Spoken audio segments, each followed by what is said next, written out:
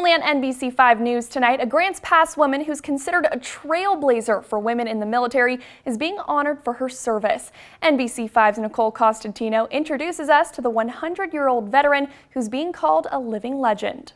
Born in 1920, Mildred Harrison has lived a lot of life. I heard on the news that they were going to have waves in the Navy. Within those 100 years, she says some of the best of it was serving her country.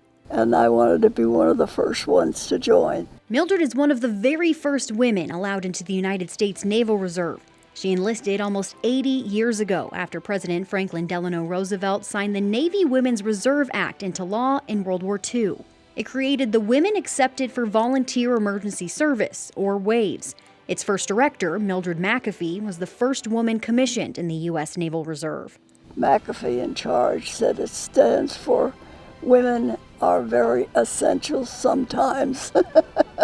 Mildred said all it took was a newspaper ad to spark her 22-year-old self's interest. They'd have a little bit about the uniform that they were going to wear that hadn't been issued yet, but they were telling about the uniform.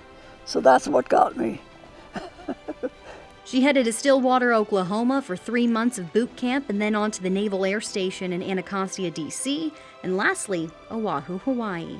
I delivered secret and confidential and secret mail. Friday, she's being given the Women in Military Service for America Memorial Foundation's Living Legend Award for her service, an honor she says she never expected. That sounds like a pretty big deal. Yes, it does. How does it feel? Outstanding. After 3 years, 1 month, and 8 days, Mildred's time in the service came to an end.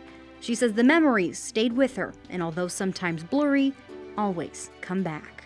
I try to remember the best I can, and I think of these things, you know, at night before going to sleep. A lot of these things go through my mind. In Grants Pass, Nicole Costantino, NBC5 News.